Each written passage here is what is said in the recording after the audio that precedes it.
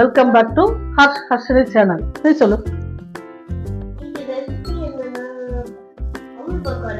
இன்னைக்கு நம்ம பண்ற ரெசிபி என்ன அப்படின்னு பாத்தீங்கன்னா அவுல் பக்கோடா. அவுல்ல வந்து ஒரு டீ டைம் ஸ்நாக்ஸுங்க. சரி, டெய்லி சமையலும் ஸ்வீட்டும் போட்டு இருக்கோமே அப்படின்றதுக்கோசரம் இன்னைக்கு ஒரு சேஞ்சா இருக்கட்டுமே டீ டைம் ஸ்நாக்ஸ் போடுறேன். அது என்னென்ன இன்கிரீடியன்ஸ் அது தேவைப்படுது, எப்படி செய்யறதுன்னு பார்க்கலாம் வாங்க. இது பாத்தீங்கன்னா அவுல் பக்கோடா செய்யற ரெசிபி. அது பாத்தீங்கன்னா இந்த அவளுங்க அவள் கிட்டத்தட்ட ஒரு 100 கிராமுக்கு மேல அவள் எடுத்துட்டு இருக்கேன் நானு. எடுத்துட்டு கொஞ்சம் ஒரு நிமிஷம் நல்லா அலம்பிட்டு வடிய வச்சு ஒரு 10 நிமிஷம் ஊற வச்சு வச்சுட்டேங்க. ஊற வச்சு எடுத்த உடனே அந்த அவள் எப்படி ஆயிடுச்சு பாருங்க, நல்லா சாஃப்டா ஆயிடுச்சு. ஆனதுக்கு அப்புறம் கெட்டி அவளாவும் இருக்கலாம், இல்ல சிகப்பு அவளாவும் இருக்கலாம், இல்ல மெலிசான அவள் வெள்ளை அவள் அதுவும் இருக்கலாம், எப்படி வேணாலும் இருக்கலாங்க அவள். அடுத்தது பாத்தீங்க அப்படின்னா ஒரு 1/4 கப்பு அரிசி மாவு எடுத்துட்டு இருக்கேன். காரப்பொடி அது வந்து ஒரே ஒரு ஸ்பூனுங்க, ஏன்னா குழந்தைங்க சாப்பிட்றதுனால ரொம்ப வேண்டாம் அப்படின்றதுக்கோசரம். கொஞ்சம் கலருக்கு காஷ்மீரி மிளகாய் தான் இது, அதனால கலர் காட்டுறதுக்கோசரம் எடுத்துட்டு இருக்கேன், அவ்வளவுதான். அடுத்தது வந்து கருவேப்பிலை, பெருங்காயம், தேவையான அளவு எண்ணெய், அவ்வளவுதாங்க. இப்ப நம்ம வந்து இது எல்லாத்தையும் போட்டு நல்லா பிசைய போறோம். வெங்காயம், சாரி ஆனியன்ங்க. சரி, தமிழ்ல சொல்லுவோமா? சரி, தமிழ்ல என்ன ஆனியனுக்கு?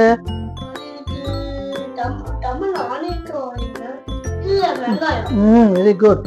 வெங்காயம், பெரிய வெங்காயம், பெரிய எது வேணாலும் இருக்கலாம். அதை வந்து நல்லா அந்த சோப்பர்ல போட்டு பொடி பொடியா கட் பண்ணி வச்சிட்டு இருக்கேன் நானு. முதல்ல அதை கொட்டணுங்க. அடுத்தது அரிசி மாவு. இது வந்து நம்ம வந்து இல்ல போட்டுக்கணும். ஆமா, அரிசி மாவு போட்டுட்டு அடுத்து நம்ம இந்த இத போடலாம். அடுத்து அந்த லாஸ்ட் அந்த கருவேப்பிலைங்க. கருவேப்பிலை போடலாம். இது வந்து இதுவும் அந்த பெருங்காயங்க, கொஞ்சம் பெருங்காயம் இதுல போட்டிருக்கேன். அடுத்து தேவையான அளவு உப்பு, டேபிள் சால்ட், டைனிங் டேபிள் எடுத்துருவா.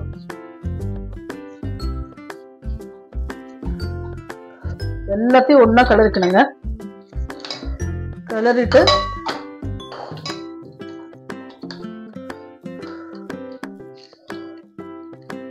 உப்பு போட்டுக்கணும். ஆமா, உப்புங்க. உப்பு எண்ணெயில போடுற பண்டத்துக்கு அரை உப்பு தான் போடணும். நான் என்னோட வீடியோல அடிக்கடி சொல்லுவேன் உங்களுக்கு. ஏன்னா எண்ணெய் போட்டா எண்ணெயில பொரிக்கும் போது கொஞ்சம் தூக்கி காமிக்கும் உப்பு. அதனால வந்து அரை சால்ட் இதுக்கு போட்டுட்டு இருக்கேன். அரை ஸ்பூன்ல ஒரு அரை ஸ்பூன் எல்லாத்தையும் போட்டு ஒன்னா மிக்ஸ் பண்ணி கொஞ்சம்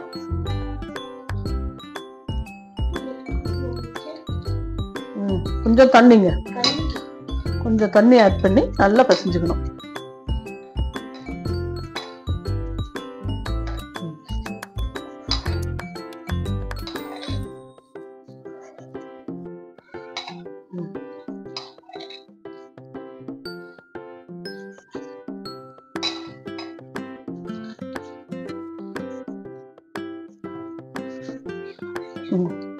நல்லது பாருங்க,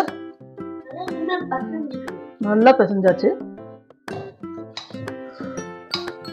பிசைஞ்சதுக்கு அப்புறம் அடுப்புல வந்து ஆயில் வச்சுட்டு காமிக்கிறவங்க. எண்ணெய் நல்லா காஞ்சிட்டு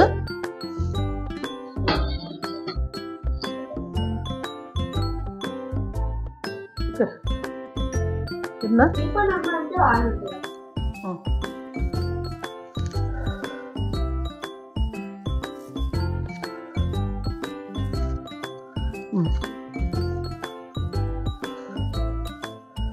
பேசும் தெரியுதான்னு பார்த்தா இல்ல. பாருங்க, எண்ணெய் நல்லா காஞ்சி போச்சு. எண்ணெய் காஞ்சதுக்கு அப்புறம்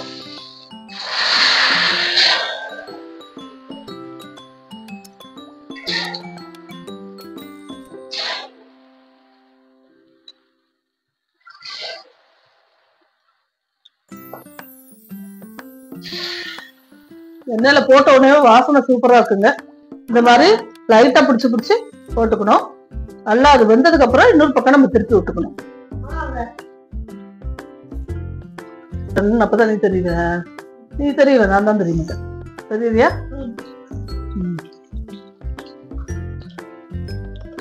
செமையா இருக்குங்க, நல்லா கிறிஸ்பியா ஒரு முறை நல்லா பார்க்கும்போது தெரியுது. வாசனை வருதாடா? ஆமாங்க.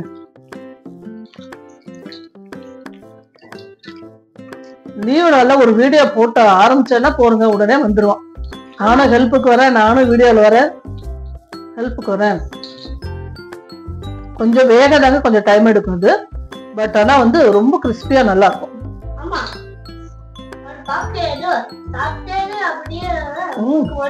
ஆமாங்க.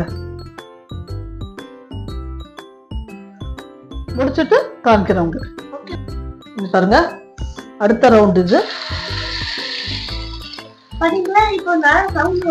ஆமா, நல்ல சவுண்ட் வரும், அவங்களுக்கு கேட்கும்.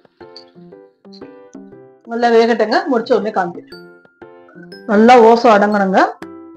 ஓசம் அடங்கின உடனே இதை எடுத்துடலாம் நம்ம.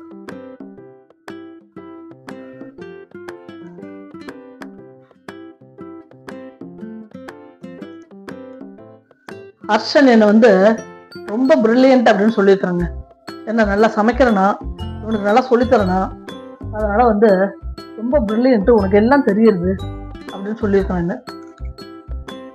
அவங்களதான் கேட்கணும்.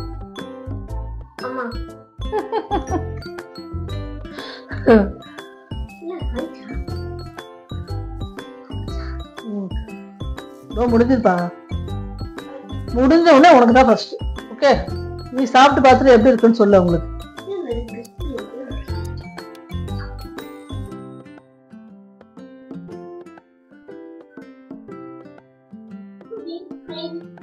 பாருங்க எவ்வளவு கிறிஸ்பியா நல்லா இருக்கு பாருங்க. பார்க்கவே நல்லா இருக்கும், பொன்னிறமா.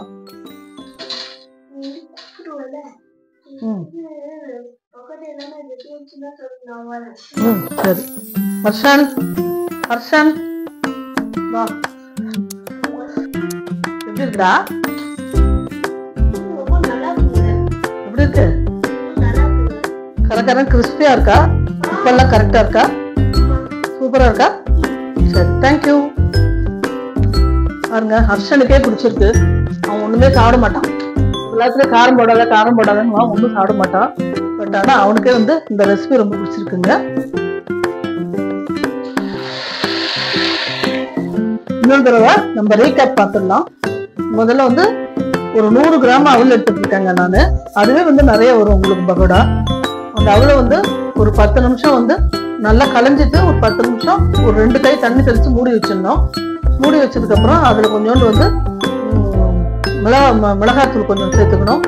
1 ஸ்பூன் மிளகாத்தூள். அடுத்தது வந்து ஒரு அரை ஸ்பூன் வந்து டேபிள் சால்ட்டு. ஒரு 1/4 கப்பு, நம்ம எந்த கப்ல வந்து இது எடுத்துக்கிறோமோ அவள் எடுத்துக்கிறோமோ அந்த கப்ல வந்து 1/4 கப்புக்கு அரிசி மாவு எல்லாத்தையும் சேர்த்து, கருவேப்பிலை, வெங்காயம் பொடி பொடியா நறுக்கி சேர்த்திருக்கேன். அதோட இது வந்து எல்லாம் சேர்த்து தண்ணி விட்டு நல்லா கொஞ்சம் பகோடா மாவு பிசைறோம் இல்லையா, அந்த பதத்துக்கு நம்ம பிசைஞ்சுக்கணும். ரொம்ப தண்ணி விட்டாலும் அது ஒரு மாதிரி இருக்கும்.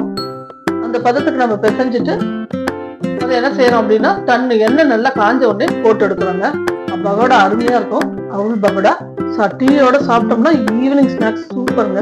அவ்வளவு டேஸ்டா நல்லா இருக்கும். ஒரு தடவை ட்ரை பண்ணி பாருங்க எல்லாரும்.